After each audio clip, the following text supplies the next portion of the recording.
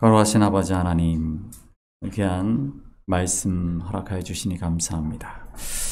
말씀 가운데에서 나와 나의 가정 가운데, 우리 교회 가운데 주시는 주님의 음성을 구별하여 들을 수 있게 하시고, 말씀을 삶 가운데 적용하여 살아갈 수 있는 말씀의 사람들 되게 하옵소서.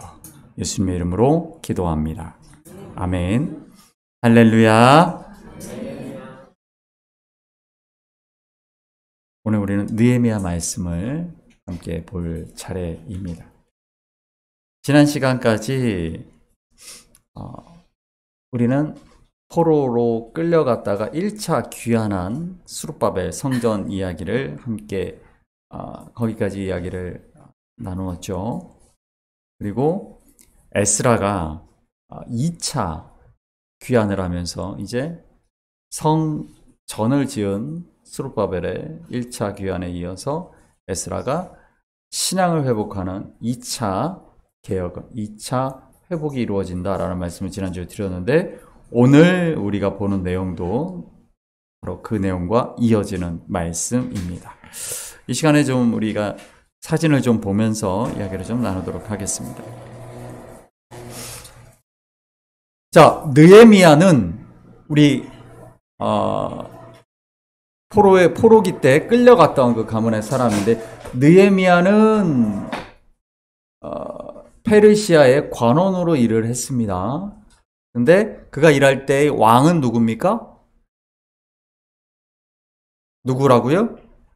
우리가 지난 시간에도 에스라를 귀환시켰던 왕이 있었죠.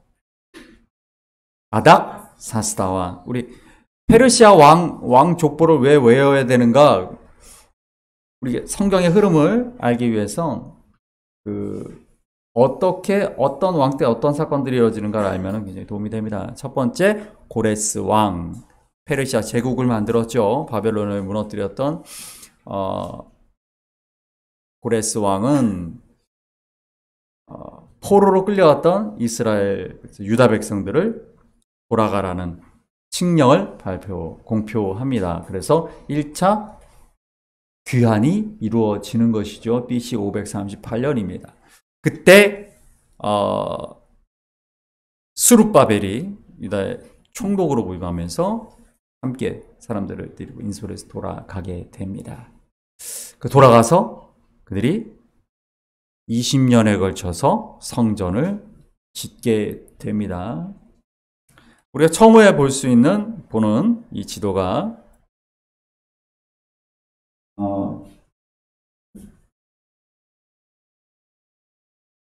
여기가 이 페르시아 제국, 페르시아 땅, 느헤미야에게 나온 수산이라는 것이고,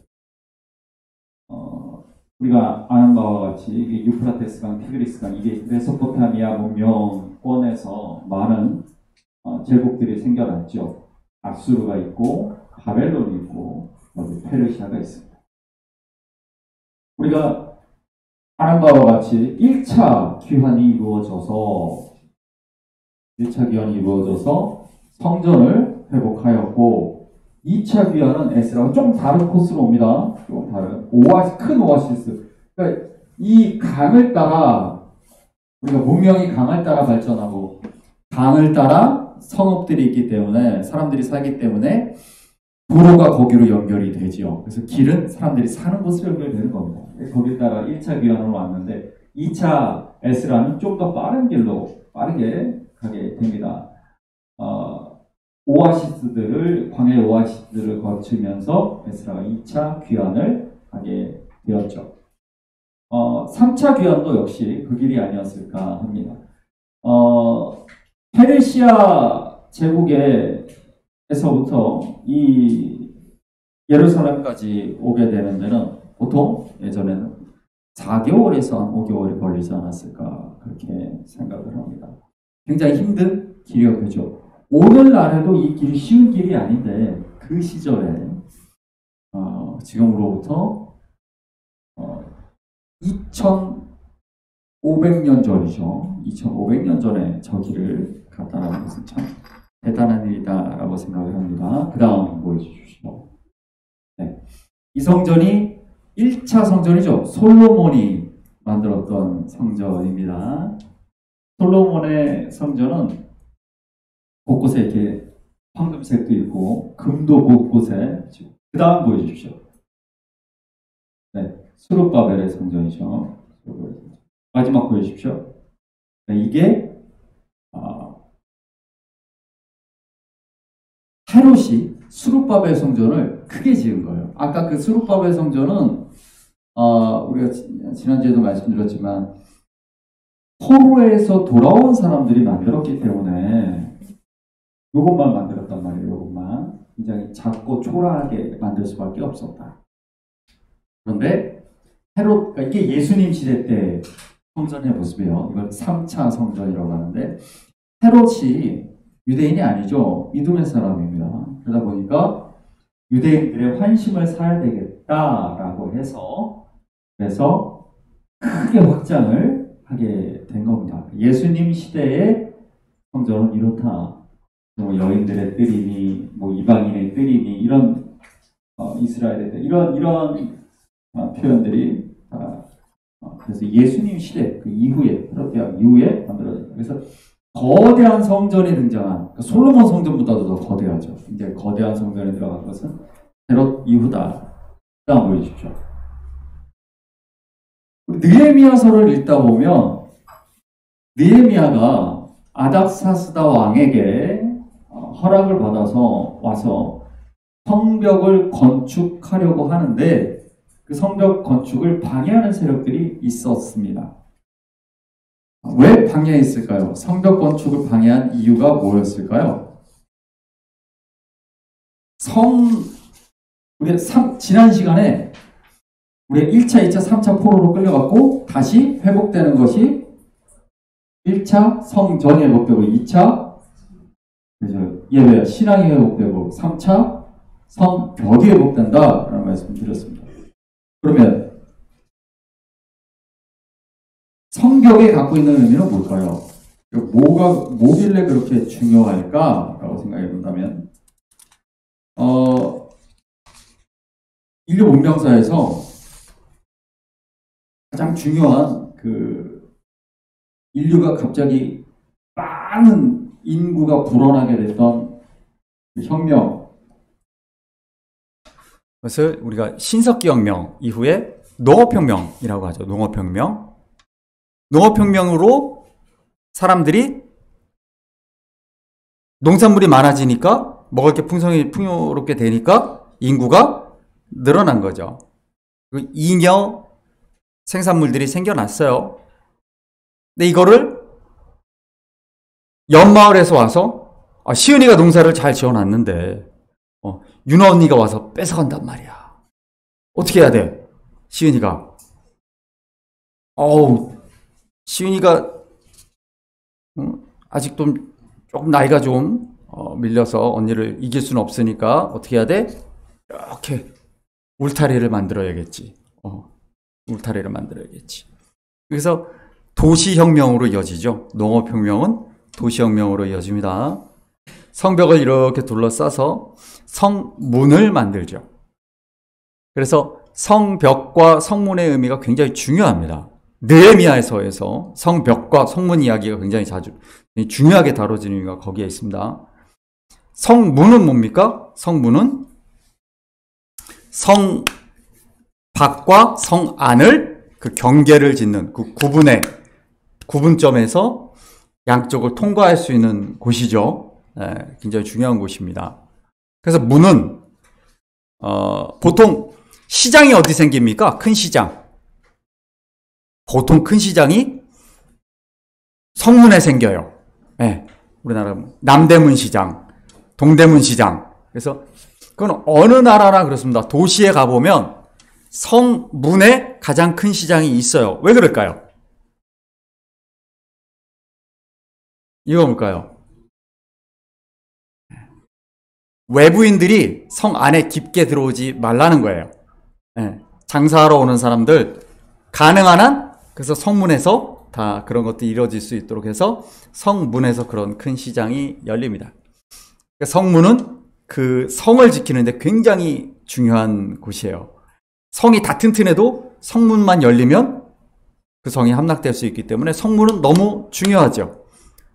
느헤미야가 성벽을 짓는 이유는 뭐냐면 이 성벽과 성문이 갖추어지는 저야 우리 아까 시은이가 농사 지은 거 윤 언니한테도 안 뺏기고 윤진이 언니한테도 안 뺏기고 그럴 수 있겠죠. 다른 말로 표현하면 어떻게 됩니까? 지금 예루살렘은 어떤 상황이죠? 성벽이 없어서 아무 때나 주변 사람들이 와서 약탈해가고 불 지르고 막 이런 상황이었던 거예요. 성전은 있었지만 그러면 그 사람들의 삶이 어떻겠습니까? 굉장히 불안하고 사람들이 예루살렘에 살고 싶어 하지 않는 그런 상황이죠. 그러니까 하나님께서 회복시키시려던 예루살렘의 회복을 위해서 꼭 필요했던 것이 바로 성벽이었다라는 거예요. 네, 여러분 이 성벽이라는 말을 잘 기억하시기 바랍니다. 이것은 우리의 삶 가운데도 마찬가지예요. 우리가 거룩한 하나님의 백성이라고 할 때 그 거룩의 뜻은 뭡니까? 구별되다라는 겁니다. 거룩한 백성이라는 건 세상과 구별되다라는 뜻이죠. 내가 그리스도인입니다 라고 말하는 건 나는 세상과 다른 구별된 사람입니다 라고 하는 겁니다. 그럼 그 경계는 어디 있습니까? 오늘날 그리스도인들이 그리스도인답지 않다라는 말을 듣는 이유는 딱 한 가지예요. 경계가 무너져 버렸기 때문입니다. 옛날엔 있었을 수 있어요. 내가 은혜 받고 내가 열심히 신앙생활 할 때는 내가 그 성벽을 잘 쌓아 올렸어요. 성벽을 잘 쌓고 성문을 잘 관리를 했어요. 그래서 내가 구별된 사람으로 살았어요. 근데 어느 순간 성벽이 무너지기 시작한 거예요. 돌아보니 성벽은 다 무너져 버렸어요. 나는 더 이상 구별된 사람으로 살고 있지 않아요. 나는 그리스도인이라고 말은 하는데 나의 성벽은 다 무너져 버렸던 것입니다. 지금 유대인들의 상황이 그랬다. 자, 그래서 이 주변에 사마리아 총독이었던 산발랏이라든가 암몬 사람 도비아라든가 아랍 족장 게셈이라든가 이 주변의 사람들이 주변의 이 부족들이 다시 성벽을 짓게 되면 예루살렘이 다시 세워진다. 유대인들이 힘이 모아진다. 그러니까 성벽을 못 짓게 계속 방해를 했다라는 것이죠. 우리가 지난 시간에 다뤘던 것처럼 포로기에서 돌아왔던 스룹바벨과 1차 귀환한 사람들이 성전 건축을 20년이나 걸렸던 이유가 거기에 있어요. 끊임없이 방해했던 이들이 있었다라는 겁니다. 그 다음 보여주십시오. 예루살렘의 모습을 보시게 되면 우리 자녀들, 우리 교회학교 학생들, 우리들, 우리 또 청년들까지 꼭 한번 예루살렘에 갈 수 있기를 가능한 한 빠른 시간에 갈 수 있기를 참 바라는데요. 예루살렘 모습을 제가 보여드립니다. 이게 예루살렘 성입니다. 예루살렘 성인데 오늘날의 모습이죠. 우리가 얘기할 때 시온산이라고 말하는 것이 이제 다윗성이 있는 이곳입니다. 그리고 다윗의 궁전이 있었을 것이고요. 여기가 성전산이었던 곳에 여기에 아라우나의 타작마당이 있던 곳에 나중에 솔로몬이 성전을 짓게 되는 것이죠. 그래서 이렇게 보면 이따가도 보겠지만 이 모양이 어떻게 생겼냐면 프라이팬 같다 이렇게 생각하시면 됩니다. 옛날에. 지금은 안 그래요. 지금은 이쪽 다 개발이 됐기 때문에 이쪽 서쪽 예루살렘의 서쪽과 동쪽은 좀 다릅니다. 동쪽은 팔레스타인 아랍인들이 모슬렘 구역이고요. 서쪽 예루살렘이 유대인들의 구역입니다. 그래서 서쪽은 현대화되어 있어요. 고층 빌딩들이 쭉 들어서 있고 이 동쪽 올드시티라는 우리 성지순례 가는 사람 가는 곳들은 그런 이슬람권 되고 있죠. 지금 이 성벽들, 이 성벽은 나중에 이제 오스만 투르크 시절에 술레이만 1세가 지은 건데 예전의 경계대로 하자면 대략 이렇습니다. 대략 이렇게 되어 있는데 우리가 다윗왕 시대 때 예루살렘은 요거만 있었던 거예요. 요거. 네, 요거. 후라이팬 손잡이만 있었다. 솔로몬 때 성전산에 성전을 만들었다. 히스기야 때 북이스라엘이 멸망한 다음에 넘어온 사람들과 그리고 아수르에 저항하기 위해서 크게 지었다. 확장했다. 이렇게 생각하시면 됩니다. 그러니까 멸망하기 전까지는 대략 이런 모습이었다. 생각하시면 돼요. 이게 산지 다 이렇게 작은 산들이 있는 곳입니다. 이게 평지가 아닙니다. 이게 평지가 아니어서 산들이다. 그리고 여기는 계곡이다. 생각하시면 돼요. 우리가 얘기하는 기드론 골짜기, 감람산. 그 다음 보여주십시오.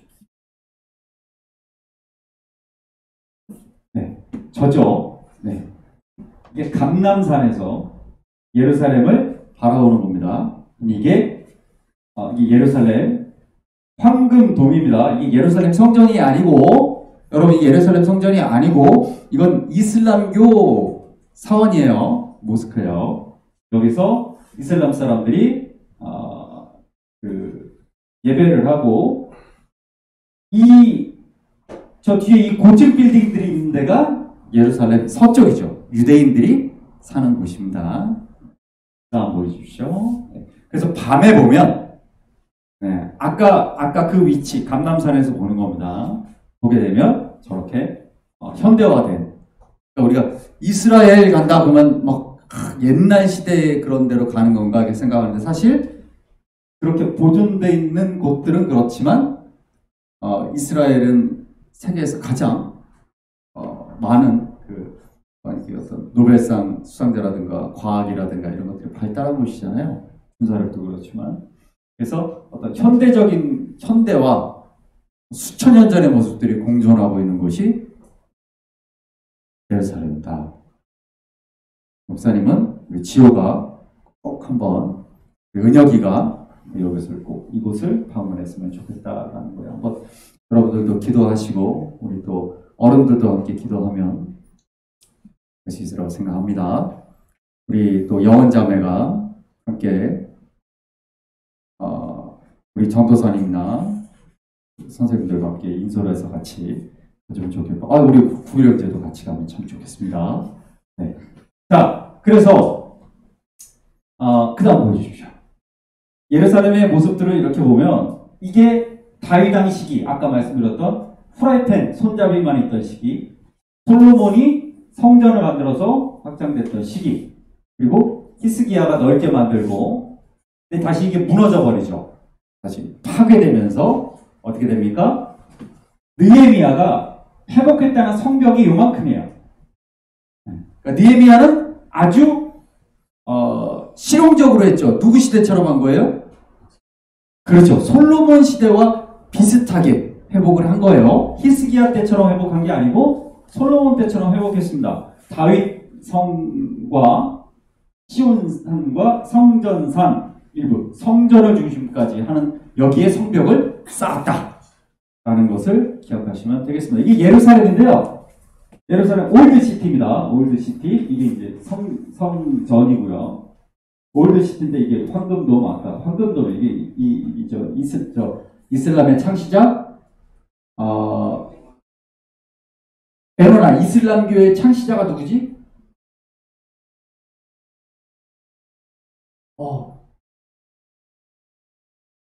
떠오를 듯. 누구죠? 마호멧이죠. 마호멧이 백마 타고 하늘로 올라가는 곳입니다. 여기가. 네, 그래서 여기가 메카와 함께 이슬람교에서 가장 중요한 성지예요. 사우디의 메카와 함께 중요한 성지입니다. 그래서 계속 분쟁이 일어나는 거죠. 근데 이 색깔로 구분되어 있죠? 이 색깔로 딱딱딱 구분되어 있습니다. 그래서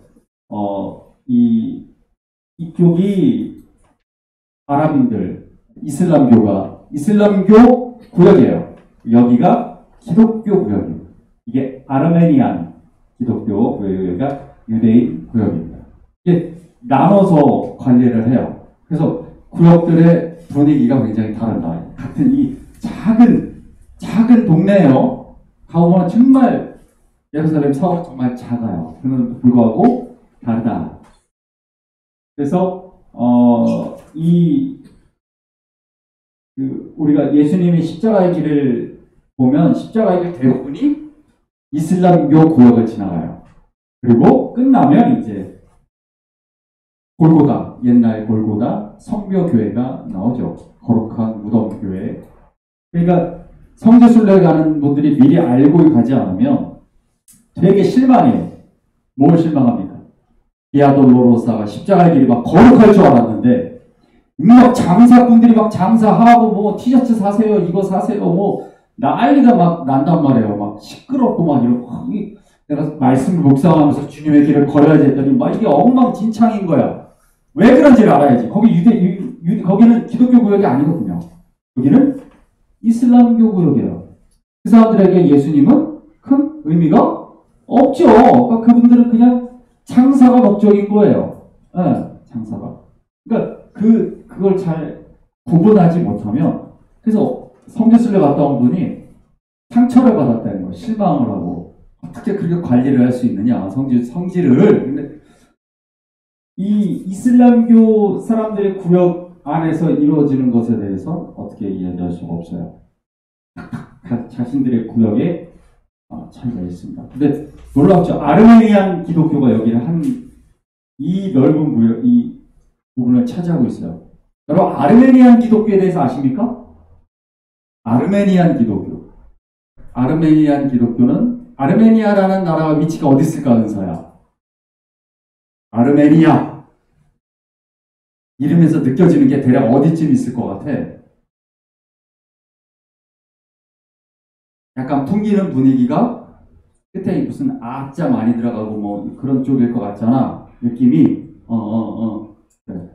어딜까? 약간 느낌이 러시아 쪽 가까울 것 같아. 그지?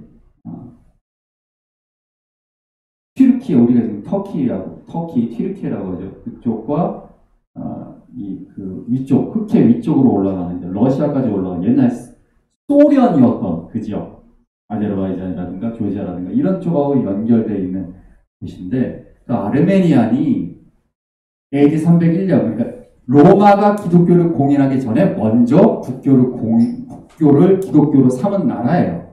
아르메니안 기독교가 굉장히 오래됐지. 여러분, 기독교가 우리가 너무 미국, 그러니까 유럽 중심의 기독교를 생각을 하는데, 사실은 이집트 콥틱 교회라든가 아르메니안 교회라든가 이디오피아 교회라든가 이런 교회들이 굉장히 오래됐습니다. 그냥 2000년의 역사를 갖고 있는 교회들이 많아요. 그래서 이 예루살렘이나 이런 데 가보면 그런 교회들이 이집트 교회라든가 아르메니안 교회라든가 이런 곳들이 성묘교회, 예수님의 골고다를 거기를 관리하고 있는 걸 봅니다. 그래서 굉장히 기독교 역사와 그런 것들이 다양하구나라는 것을 이곳에 가면 또 배울 수 있을 거예요. 그 다음 보여주십시오. 네. 그래서 아까 제가 말씀드렸던 구역들이 이렇게 있고요. 네. 그 다음 보여주십시오. 네. 이게 느헤미야가 그렇게 돌아왔어요. 느헤미야가 돌아와서 이제 성벽을 짓기 시작했습니다. 수많은 반대자들에 맞서서 성벽을 짓기 시작했는데, 느헤미야가 지은 성벽이 요만큼이에요. 요건 이제 여러분 성지순례 가시면 오늘날 이게 오스만 제국 때 쌓은 현재 남아있는 올드 시티 성벽이고요. 이게 느헤미야가 만든 겁니다. 그러니까 아까 제가 말씀드렸던 후라이팬 말씀드린 이유가 알겠죠? 후라이팬처럼 생겼습니다. 그런데 여기 다 문들이 있어요. 문들이 쭉 있는데 어떤 문부터 시작한다고요? 양문부터 짓기 시작한다. 이렇게 짓기 시작하죠. 그래서 다 짓습니다. 성벽을 쌓고 이 문공사부터 시작해서 성벽이 시작이 됩니다. 양문이 왜 양문일까요?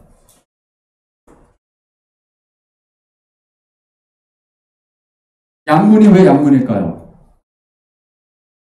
승효야, 양문의 이름이 왜 양문일까? 양처럼 생겼나? 문이?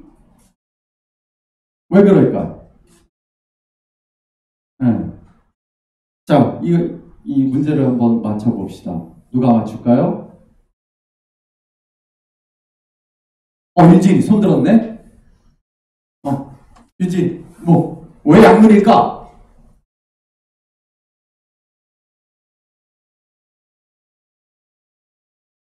그게 왜 약물일까? 그래, 맞습니다. 양이 들어오는 문이라서 약물입니다. 그러면, 응용 문제. 지우야. 물고기 문은 왜 물고기 문일까? 약물이 양이 들어오는 문이니까 물고기 문은 물고기가 들어오는 문이겠지. 네. 약물이 양이 들어오다. 그러면 이게 무슨 동물들이 알아서 들어오는 게 아니고 양을 어디다 썼을까요? 네, 여기가 성전이죠. 제사에 쓸 양들이 들어오던 곳입니다. 그래서 여기 베데스다가 있어요. 베데스다 연못, 그러면 우리가 주님께서 병자를 고치신 곳, 사실은 양을 씻기는 곳입니다. 더러운 양들 거기서 씻겨가지고 들어오는 그런 곳이에요. 물 저장하는 곳인데. 그래서 물고기문은 물고기, 여기 시장에 있었어요. 물고기를 들어와야 먹을 거 아니에요. 다 그런 문들의 의미가 다 있습니다. 그래서 다 의미들을 가진 이름들인데, 오늘 우리 본문에 그리고 우리 설교 제목에 어디 앞에 모여있다? 수문은 어디 있나요? 이게 수문이 있습니다. 자, 그러면 수문은 여기 말문은 승희야, 말문은 왜 말문일까? 양이 들어오니까 양문이고 물고기 들어오니까 물고기문이니까 말문은 뭐가 들어와? 말이 들어오겠지. 선생님이 너에게 함정 문제를 내겠니? 여기는 군사들이 말 타고 말 타고 대기하고 그러는 문이었다라는 곳이죠. 말문입니다. 그럼 여기 수문은 왜 수문일까?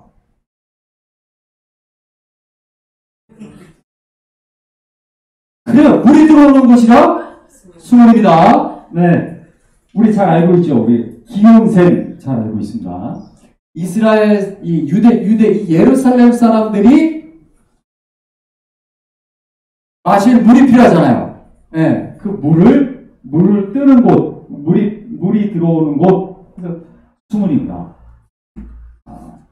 그러니까 수문 앞 광장에 모여. 그래서 여러분 이 제목 보시면 이게 무슨 우리 4대강 보의 그 수문을 생각하시는 분들이 있는데 그 수문이 아니고 물 들어오는 문이다. 그래서 수문입니다.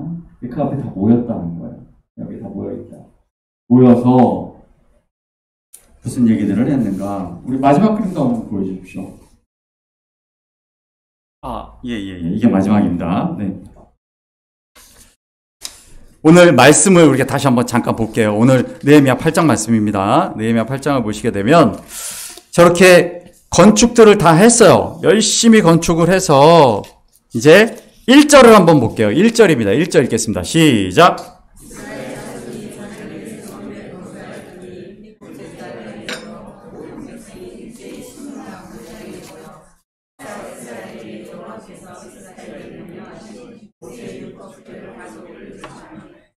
자, 언제 모였다고요? 일곱째 달. 우리 많이 있죠. 일곱째 달은 어떤 달입니까? 일곱째 달. 7월이라는 얘기가 아니고, 그죠?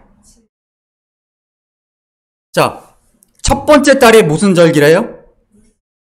6월절이 있는 절기죠? 음력으로 3월입니다. 그러니까 일곱째 달은 그렇죠. 10월 정도죠. 이때가 우리가 알고 있는 나팔절, 대속죄일, 초막절이 있는 절기예요. 자, 그러니까 일곱째 달에 이르러 2절 한번 볼게요. 2절 읽겠습니다. 시작.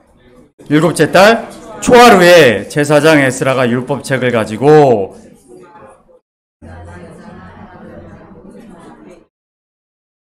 자, 일곱째 달 초하루가 무슨 절기입니까? 나팔절입니다. 나팔절. 나팔절은 새로운 해가 시작되는 날이에요. 그러니까 신년이에요. 우리식으로 하면 설날이에요. 나팔을 100번 붑니다.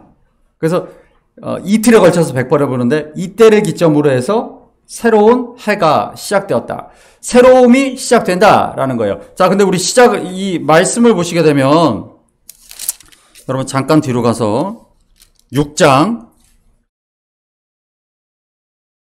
15절을 한번 볼게요. 우리 6장 15절.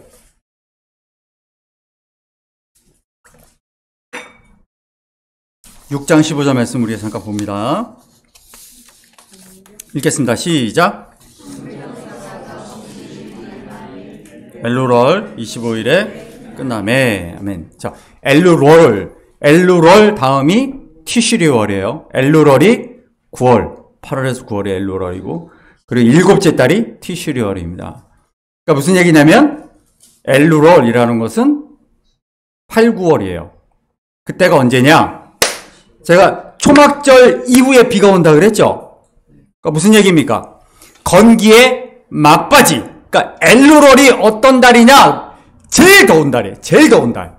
네. 가을이 오기 마지막 여름의 마지막 달이 엘루롤이에요. 그렇다면 엘루롤의 25일에 공사가 끝났다. 이게 뭡니까? 52일 동안 해서 무슨 얘기입니까?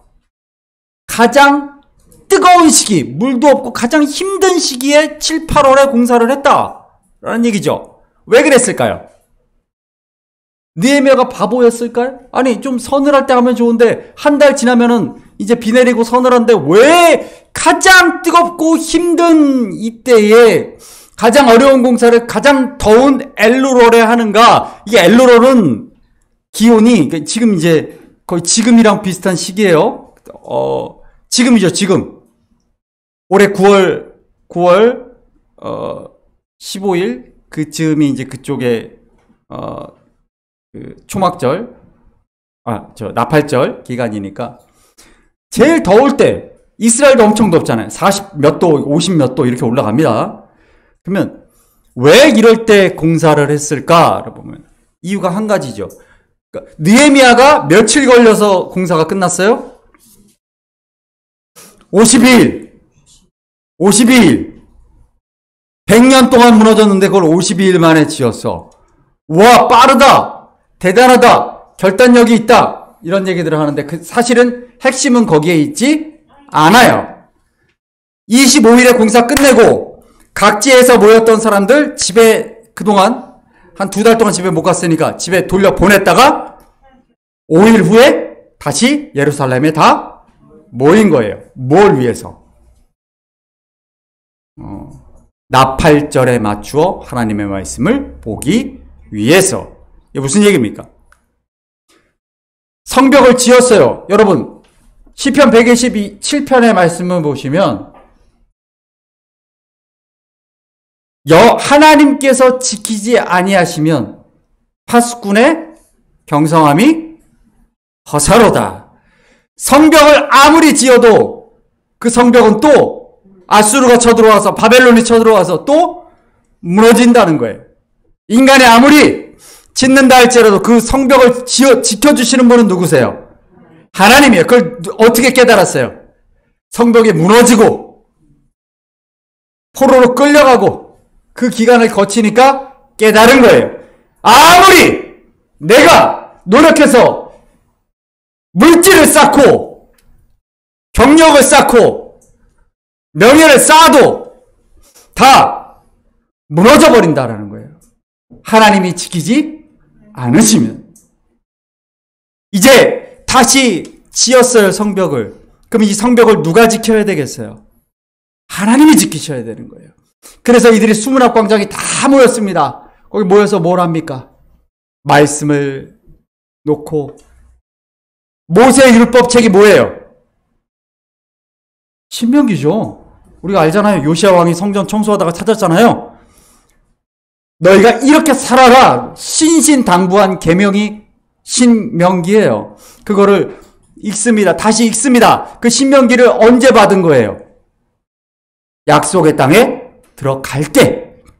모세가 마지막으로 느보산에서 이제 여호수아와 함께 이스라엘 백성들을 들여보내면서 자기는 같이 가지 못하니까 신신당부하여 주님의 말씀을 전한 겁니다. 이걸 붙잡고 살아가야 한다. 니네가 그 약속의 땅을 지금 들어가는데 그 땅에 들어가서 너희가 잘 사는 것 같아 보일지라도 너희의 창고에 곡식이 넘쳐난다 할지라도 너희 성벽이 높게 지어진다 할지라도 누가 지키지 아니하시면 하나님 지키지 않으면 다 허사가 될 것이다 라고 이야기하는 게 신명기란 말이죠. 근데 그것을 지켰습니까? 지키지 않았어요. 결국 다 뺏기고 다 무너져 버렸어요. 그리고 다시 시작하는 거예요. 여러분, 부흥이라는 말이 하박국서에 딱 한 번 나옵니다. 하박국. 우리가 부흥이라는 말을 여러 가지 의미로 쓰지만 사실 부흥이라는 의미는 그 순수한 뜻을 보면 재출발이에요. 재출발. 다시 출발. 에노니가 수련회 캠프에 가서, 여름 캠프에 가서 은혜를 많이 받았어. 근데 시간이 지나니까 다시 살다 보니까 우리 아버지가, 우리 김영원 집사님, 우리 질풍노도의 시기인 아들을 잘 헤아려주지 못해서 불만도 쌓이고 여러 가지 학업에 고뇌도 있고 앞으로 비전을 어떻게 해야 되나 그런 것 때문에 어느 순간 신앙을 다 캠프의 은혜를 잃어버릴 수가 있어. 그럼 어떻게 해야 될까? 다시 일어나야 되는 거예요. 그게 바로 부흥이에요. 그러니까 부자는 복자를 얘기하는 복자하고 똑같습니다. 제복자하고 똑같은 글씨를 씁니다. 그걸 복흥이라고 읽지 않고 부흥이라고 읽는 것 뿐이에요. 다시 흥하는 거예요. 우리가 다시 출발한다. 우리가 새롭게 출발한다. 근데 출발을 뭘로 한다? 말씀으로 한다. 하나님의 말씀을 붙잡고 우리가 다시 일어서자. 무너진 성벽을 다시 쌓자. 다시 구별된 거룩한 하나님의 백성으로 출발하자. 바로 그래서 그 새 출발이라는 의미를 가진 나팔절에 맞추려고 52일 만에 공사를 한 거예요. 우리가 느헤미야를 볼 때 다른 분들이 52일에 공사 끝난 얘기를 갖고 많이 하시는데 52일에 끝난 게 아니라 왜 52일에 맞췄는가가 중요한 거죠. 바로 그 초막절 나팔이 울려 퍼지면서 새해가 시작될 때 우리는 새롭게 출발합니다. 말씀으로 출발합니다. 그래서 수문학 광장에 다 모여서 하나님의 말씀을 읽으면서 이제 우리가 다시 시작합니다. 하나님이 무너뜨리셨던 성벽 우리가 다시 쌓았습니다. 이 성벽을 지켜 주시옵소서. 이제 하나님이 지키시면 이 성벽은 다시는 무너지지 않을 줄 믿습니다. 여러분들의 인생을, 여러분들의 가정을 누가 지키십니까? 누가 지키십니까? 하나님이 지키시는 겁니다. 내가 지키는 게 아니에요. 근데 그런 교만에 빠졌었기 때문에 성벽이 다 무너져 버렸고 포로로 끌려갔다가 돌아온 거예요. 그렇다면 이제 다시 새롭게 출발할 텐데 어떻게 출발해야 되겠어요? 하나님 지켜주시옵소서. 이제 나를 의지하지 않고 내가 성벽을 의지하지 않고 내 힘을 의지하지 않고 내 건강을 의지하지 않고 하나님을 의지하고 하나님이 말씀하시는 대로 내가 순종하겠습니다.